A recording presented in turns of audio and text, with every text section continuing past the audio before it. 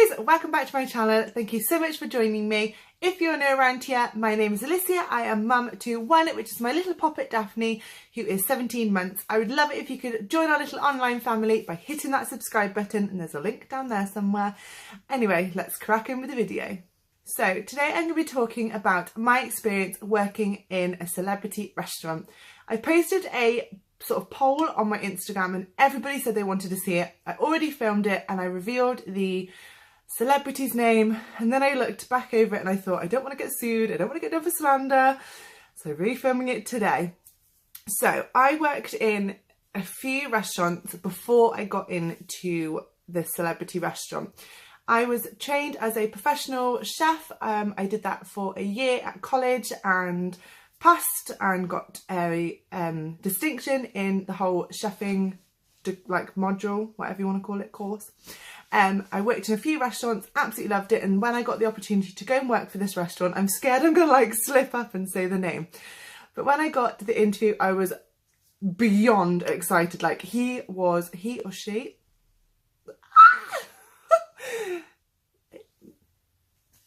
I don't remember to refilm it. So when I had the phone call to say that I'd been invited along to an interview, I was so excited, like I can't even tell you. I phoned my mum and I was like, oh my god, you'll never guess what, and I was so excited, and she cried and I cried and it was all just very dramatic.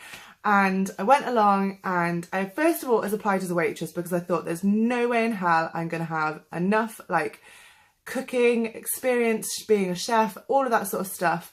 And I went along to the interview. I didn't get the waitressing job, and I was on my way to Tesco and I had a phone call saying that they wanted me to come back in straight away and apply for a chef. And I literally was like, what? This is a phone, by the way. I was like, what? Really? Okay, yeah, I'm on my way. So I like was goofing around and I was like, oh my god, I'm so excited. Like pumped myself up. I was like, you can do this, you've got this, you're gonna get it. And I probably should have known from that point onwards how horrific it was going to be.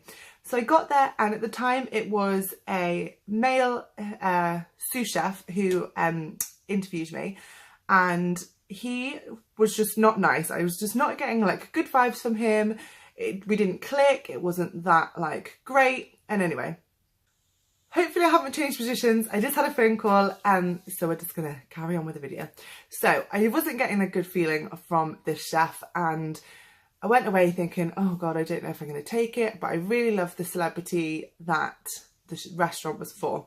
So I got home and then I had a phone call saying that yes, I've got the job, and all of those sort of worries flew out the window, and I was like, he's probably not gonna be working with me, I probably don't have anything to do with him, he's probably from London. And I was so excited the fact I was going to be cooking for this chef who I'd admired and loved and doted over for absolutely forever. So I got hired as a pasta extruder. So I don't really, it's probably going to give it away slightly, but basically the restaurant was based around Italian food and everything else like that. So I was in charge of making all of the pasta, so I thought. So when we got there, I met, on the first day, we had like intensive training, and when I got there, I met my head chef, which was lovely. He was really nice, but sort of you could tell that when he didn't want to be nice, he wasn't going to be nice. He was that kind of person. So at the first sort of meeting with him, I got told that the person who had originally interviewed me, he didn't know why, the head chef didn't know why he told me I was going to be a pasta extruder, because I definitely wasn't going to be. And they put me up as a commie chef, which is basically like a kitchen bitch. I don't really know how to explain it. But I was on the section for antipasties, which is like the starters, desserts, all of that sort of thing. And there was 90 other chefs, and I have to stress 90 chefs. You remember that because we'll talk about it later. So I was, again, so excited the fact I'd almost been like promoted from a pasta extruder to like an actual department rather than just a little machine in the corner. And yeah, so I was so excited. We had the intensive training. I loved everyone. I was in a team of, I think at the time it was around 10. And we were in quite a small building. If you know me, you'll know what I'm talking about, you'll know the size, and to have 10 people in that small area is just crazy. And we saw the building, and the building was beautiful. It was an old courthouse, and it was just phenomenal. Like the decor, everything was just fantastic, and I was so excited. And I think I forgot to say that I was just turning 18, just 18 when I got this job in this restaurant. So we had a really, really busy couple of weeks, and it was in that couple of weeks when I started to realise that the person that had interviewed me was going to be staying there. He was going to be our sous chef, and I just didn't click with him. I thought he was so rude. I thought he was sexist. I really just didn't like him at all, and I tried my hardest to be bubbly and positive and everything else around him, and all of these things really make me laugh now I'm like looking back on it. But he collared me in a corner one day because I was supposed to finish at 4 o'clock. So the shifts that we did were 7 a.m. to 4:30 was like a morning shift, and then you do like split shifts, you do late shifts, there's all sorts of shifts. But the one time I was on a morning shift, so 7 a.m. till 4:30. So you did morning prep and then you do like lunch service, which is absolutely fine. It was my favourite time because I still got to see my mum and I still got to see John, now my husband. And he collared me in a corner and he was like, you need to stay on tonight. Like, no please, no how are you doing, like no like anything, just you need to stay on tonight. And I said, well, I can't, I haven't seen my mum in ages and I haven't seen like much of John, like I've got plans. And he said, you work tonight or you get the sack. And I was like, what? And at the time I was still like young, I didn't want to stick up for myself in case I lost the job that I'd like been doting over for ages. So I said, yeah, that's fine, I'll work the shift, and gave in on it. And then, so that was like the first thing that sort of really made me think, oh, I'm not going to like it here at all. And I told my mum, and again, she just sort of reiterated the fact that you're going to love it, it's going to be what you want to do, you've just got to push him aside and just get on with it and just be your bubbly self and everything will be fine. So that was like the first thing. So I ended up working there for 3 years, which is like crazy when I think about it. So that was the first thing that sort of was like, I don't think that's quite right. The second thing, so looking back again, I think I must have been quite shouted in what I thought went on in the kitchen, because before this I'd only really worked in like little pub country kitchens near where I lived. I knew everybody sort of knew each other. So the things that I didn't think I'd see working in this restaurant during service, so it's not like it was the place had closed or it was early morning, or it was just pretty much, actually, to be honest, it was just constant throughout the day. You'd see this going on. So it was drugs, which again is crazy. So you'd go down into the staff room. We had a little staff room with lockers. Everyone got in their chef whites or in their waitressing clothes, and there'd be people doing cocaine in there, which is mental. Like, I don't really understand like how they got away with it, but you'd go like into the sort of changing room, and the door to the toilets would be open. People would just be snorting cocaine. There'd be like, at least every time you'd go into there, someone would be doing drugs, which is mad. And then they'd do cocaine, then they'd go up on the line and be the line chef, or they'd start cooking all the food. And I just thought, oh my God. But again, I think I'm going to keep like, just to alliterate, I'm not going to say any more, but just to alliterate, I was still 18 and I didn't want to like do anything or say anything to sort of jeopardise the job that I'd been so eager to get. So drugs. The second one was drinking.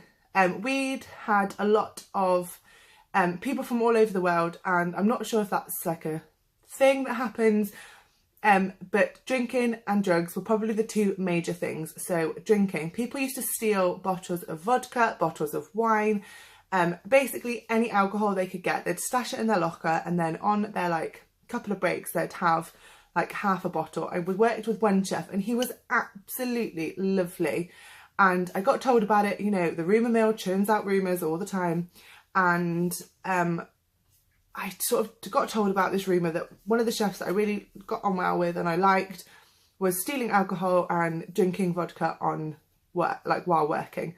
And I thought, no, he's so lovely. And then again, one day I was going down into the change rooms to finish for my break, and he was in there drinking a bottle of vodka, which is crazy. The third thing is smoking. So we did get told at the beginning that our breaks and stuff, you'd have a break, you'd be able to, you know, go out for a cigarette or have your lunch and go out and do all these things. But in reality, it didn't happen like that at all. So sometimes I'd go in at 7 a.m. and I wouldn't finish, I wouldn't have a break, I wouldn't have a chance to sit down until I'd finish in the morning, the next morning at about 1 a.m. So that's, I can't do quick maths, but like ridiculous amount of time. So people would go out and smoke, and you'd be on the line, you'd be on the line is basically like where you'd cook the food. And because it was like an audience restaurant, so people could see you, it was like an open kitchen, and people would just disappear for like 5, 10, 15, 20 minutes. And then you'd be by yourself on the line, which is like so unhelpful. But I can see if you're a smoker, you need that like hit or whatever, but it just put the whole sort of team down. And the other thing was, number 4 is sex. I didn't realise, again, I think I'm quite a prude with things like this. I'd never normally talk about this. Sex was like a big thing. I swear all of the men in the kitchen were on heat, on I don't even know what, but I think most of the waitresses slept with majority of the chefs. It was just like some sort of, I don't even know, like put the keys in and then take keys out and then that's who you'd sleep with. It was just crazy. So those are like the 4 things that I didn't think I'd see.